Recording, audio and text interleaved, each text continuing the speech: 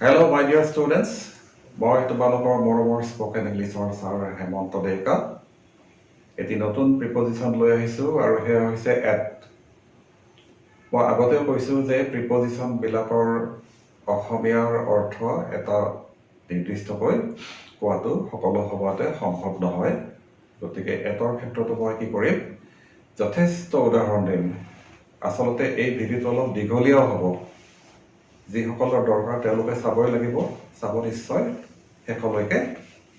মই আৰম্ভ কৰি দিছোঁ।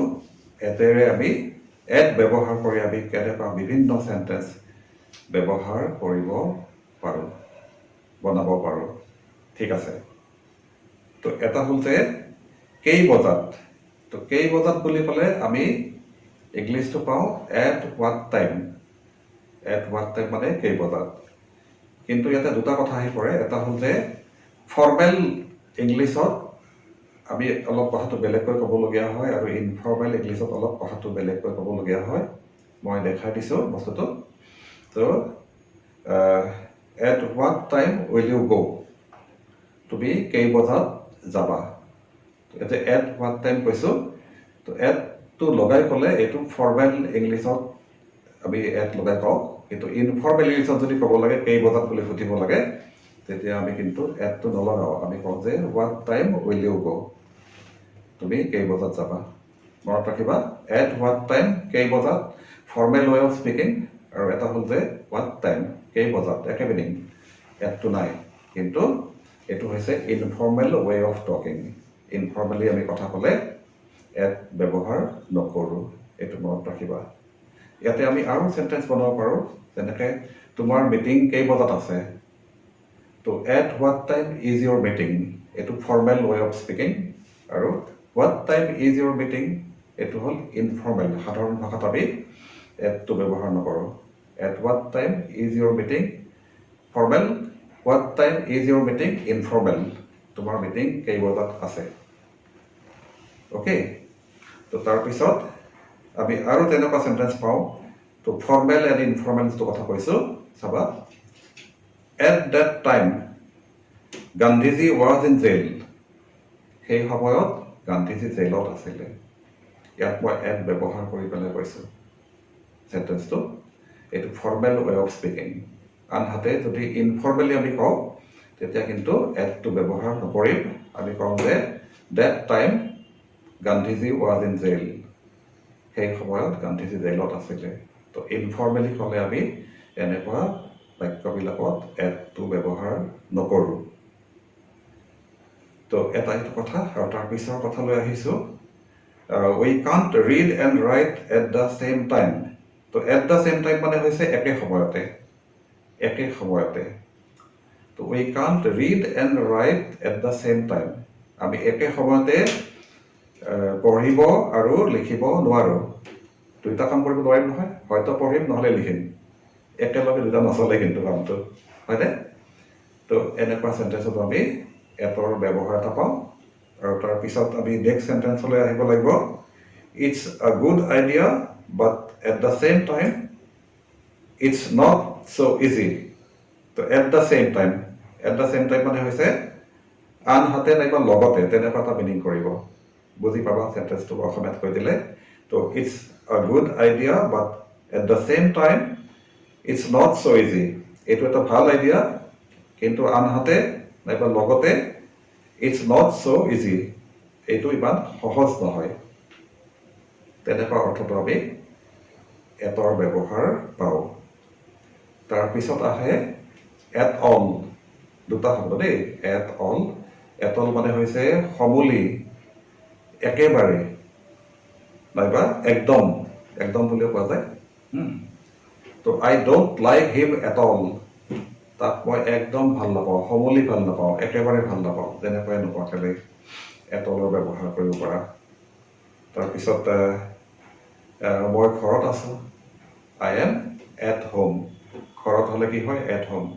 আই এম এট হোম। মনত ৰাখিবা এইটো। আৰু এটা ধুনীয়া চেণ্টেঞ্চ আছে, সেইটো ভাল পাবা শুনি পেলাই। তো মই ছাৰৰ তাত আছোঁ। মই ছাৰৰ তাত আছোঁ। তো এই চেণ্টেঞ্চটো কি হ'ব জানা? I am at sir's. Apostrophe S. মই ৰাজুৰ তাত আছোঁ, I am at Raju's, apostrophe S. তো এই চেণ্টেন্সটো মনত ৰাখিবা, বেলেগ বেলেগকৈ বনাব পাৰিবা নিজে, আৰু নিজে চেষ্টা কৰা উচিত এটা চেণ্টেন্সৰ পৰা অইন চেণ্টেন্স কিছুমান বনাবলৈ চেষ্টা কৰাটো উচিত, ঠিক আছে। তো we arrived at the airport late. আমি এয়াৰপৰ্টত দেৰিকৈ উপস্থিত হৈছিলোঁ, গৈ পাইছিলোঁ, এইটো এটা হয়। তো ইয়াত কি হয় চাবা, ইয়াত কোৱা হৈছে যে we arrived late at the airport, কিন্তু লেট মানে দেৰিকৈ। বহুতে লেটলি বুলি ভাবে, এইটো কিন্তু ষ্ট্ৰিক্টলি মনত ৰাখিবা, লেটলি নহয়, দেৰিকৈ হ'লে লেটহে হ'ব, লেটলি নহয় কিন্তু। অ'কে, তো ইয়াৰ পিছত আমি আৰু বেলেগ চেণ্টেন্সলৈ আহিব লাগিব। তো এটা চেণ্টেন্স আহিছে যে I made him at the hospital, তাক মই হস্পিটেলত লগ পাইছিলোঁ, এট দ্য হস্পিটেল, মনত ৰাখিবা। নেক্সট আহিব লাগিব we will meet at the end of the week. আমি সপ্তাহটোৰ শেষৰ পিনে, সপ্তাহটোৰ শেষত, শেষৰ পিনে নহয়, সপ্তাহটোৰ শেষত লগ পাম। We will meet at the end of the week, আমি সপ্তাহটোৰ শেষত লগ পাম, at the end of the week. এনেকুৱা চেণ্টেন্স এটাও হ'ব পাৰে। নেক্সট চেণ্টেন্সলৈ আহিব লাগিব, be careful at the time of writing. লিখাৰ সময়ত সাৱধান হ'বা। হ'ব পাৰে এটা ফৰ্ম তুমি ভৰাব লাগে, তো ফৰ্মটো ভৰাওঁতেতো তুমি ভুল কৰিলে নহ'ব, তেনেকুৱা ক্ষেত্ৰত আমি ক'ব পাৰোঁ কাৰোবাক যে লিখাৰ সময়ত সাৱধান হ'বা, B careful at the time of writing. তাৰপিছত এটা চেণ্টেন্স আহে, সেইটো জানে বহুতে, যে এট নাইট। এট নাইট মানে কি, ৰাতি।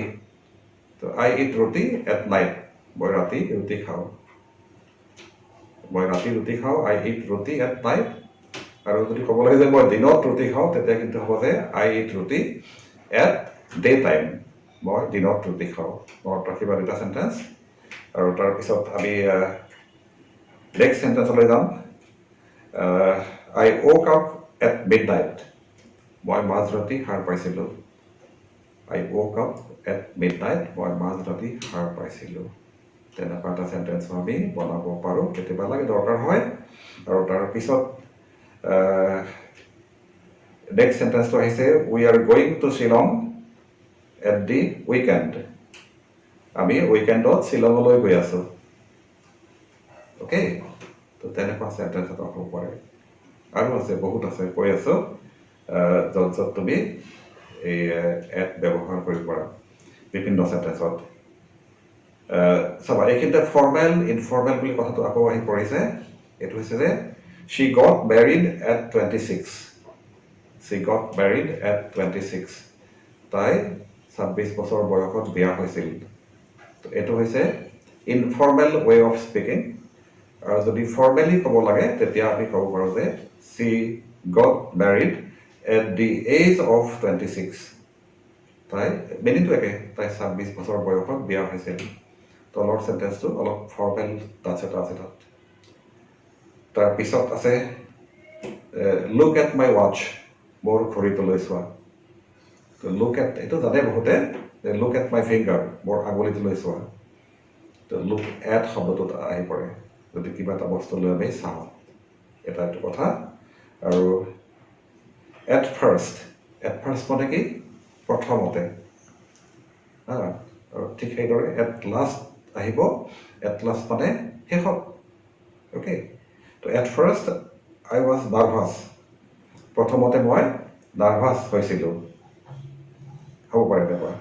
আৰু এট লাষ্ট দিও ক'ব পাৰোঁ আমি, at last he agreed, at last he agreed, অৱশেষত সি একমত হৈছিল, তেনেকৈ ক'ব পৰা যায়। তাৰ পিছৰ চেণ্টেন্স লাফ এট, লাফ এট মানে কি, ঠাট্টা কৰা নাইবা হহা।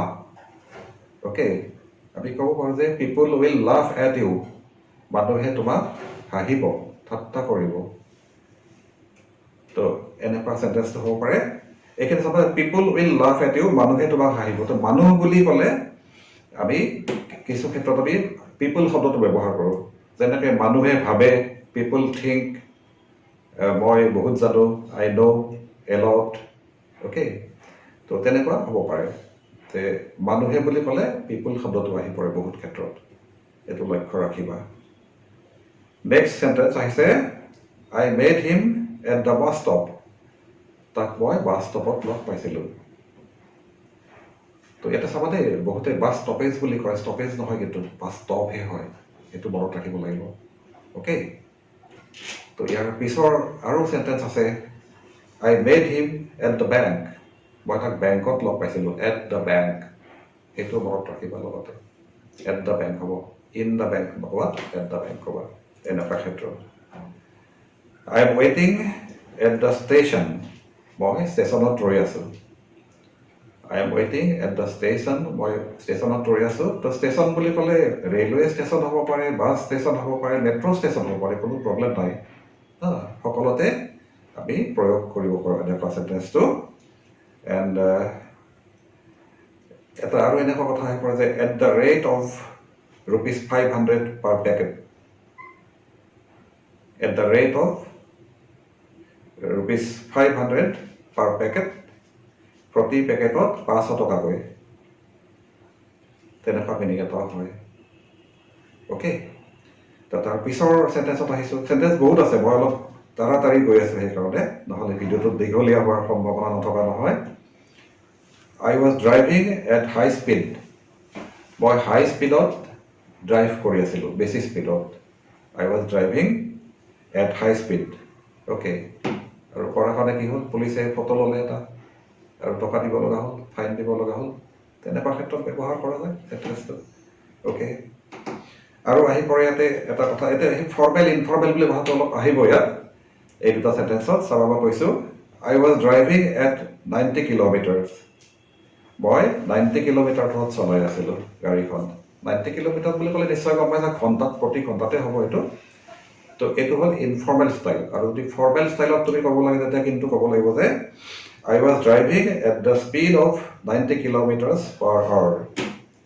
এইটো হ'ল ফৰ্মেল ৱে অফ স্পিকিং, মিনিংটো একেই হ'ব কিন্তু ইয়াত। ইয়াৰ পিছৰ চেণ্টেন্স আহিছে আই মাইট কাম এট, আই নহয় মই কৈছোঁ হি মাইট কাম এট এনি মমেণ্ট, সি যিকোনো মুহূৰ্ততে আহি পাব পাৰে। অ'কে, এট এনি মমেণ্ট, যিকোনো মুহূৰ্ততেই, ৰাইট। আৰু এটা আছে যে এট এনি টাইম, যিকোনো সময়তে। তো ইয়াত আমি এটা চেণ্টেন্স বনাই দেখাব পাৰোঁ যে ইউ কেন কাম এট এনি টাইম, তুমি যিকোনো সময়তে আহিব পাৰা, কোনো দিগদাৰী নাই, তেনেকুৱাকৈ আমি বনাব পাৰোঁ চেণ্টেন্স এটা। আকৌ আগলৈ গৈছোঁ, it will take at least 2 hours। তো এটলিষ্ট মানে কি, কম পক্ষেও, অতি কমেও, এইটো মিনিঙত আমি এটলিষ্ট শব্দটো ব্যৱহাৰ কৰোঁ। তো it will take at least 2 hours, কমেও 2 ঘণ্টা লাগিব কিবা এটা কাম কৰিবলৈ, হ'ব পাৰে। তো তেনেকুৱা চেণ্টেন্স এটা আমি পাওঁ য'ত এটলিষ্ট ব্যৱহাৰ কৰা হয়। আৰু তাৰ পিছৰ চেণ্টেন্সত আহিব লাগিলে ক'ব লাগিব যে the plane was flying at an altitude of 12,000 feet। প্লেনখন 12,000 ফুট উচ্চতাত উৰি আছিলে, তেনেকুৱা চেণ্টেন্স এটাও হ'ব পাৰে। আকৌ আহিছোঁ নেক্সট চেণ্টেন্সলৈ, she is not at all beautiful. তো এট অল মানে কি, এট অল মানে হৈছে সমূলি, একেবাৰে, একদম, এনেকুৱা মিনিংটো পাব পাৰোঁ। She is not at all beautiful, তাই একদম ধুনীয়া নহয়, তাই একেবাৰে ধুনীয়া নহয়। অ'কে, তো এনেকুৱা ব্যৱহাৰ এটা হয় এট অল মানে সমূলি, একদম, একেবাৰে, মনত ৰাখিবা। তাৰ পিছৰ চেণ্টেন্সত যদি আহিব লাগে ক'ব লাগিব মই যে the train is standing at platform 1। ট্ৰেইনখন 1 নম্বৰ প্লেটফৰ্মত ৰৈ আছে। অ'কে, তো তেনেকুৱা চেণ্টেন্সো কেতিয়াবা লাগে, কথাই কথাই ক'বলগীয়া হয়, তেনেকুৱা চেণ্টেন্স এটা আমি পাওঁ। তাৰ পিছৰ চেণ্টেন্সটো আহে যে the train stops at Guwahati. ট্ৰেইনখন গুৱাহাটীত ৰয়। পিছৰ পিনে কিবা এটা লগাই দিব পাৰোঁ, ফৰ 10 minutes, 10 মিনিটৰ বাবে, প্ৰব্লেম নাই। তেনেকুৱা চেণ্টেন্স এটা আমি পাওঁ। আৰু এটা চেণ্টেন্স হয় দ্য থিফ পইণ্টেড এ গান এট মি। চোৰটোৱে মোলৈ এটা বন্দুক টোৱাইছিল, এইটো পইণ্ট কৰা বুলি কয় সেইটো। অ'কে নেক্সট মোক এইটো নম্বৰত ফোন কৰিবা ক'ব লগা হয় প্ৰায় যে কল মি এট হ'ব কিন্তু দেই কল মি এট 9864039850 মোক 9864039850 নম্বৰত ফোন কৰিবা এইটো সঁচাকৈ মোৰে নম্বৰ হয় অ'কে আৰু শেষৰ চেণ্টেন্সটো লৈ আহিছোঁ মই I am not good at English মই ইংলিছত ভাল নহয় এনেকৈ নাভাবিবা কিন্তু ভাল হৈ যাবা ভিডিঅ'বিলাক চাই থাকিলে ভাল হ'বলৈ বাধ্য হ'বা এইটো চিয়'ৰ কিন্তু হা ৰেগুলাৰলি চাবা ভিডিঅ'বিলাক আৰু শ্বেয়াৰ কৰিবা ছাবস্ক্ৰাইব কৰিবা আজিলৈ সামৰিছোঁ মই থেংক ইউ ছ' মাছ ভালে থাকা কুশলে থাকা বাই বাই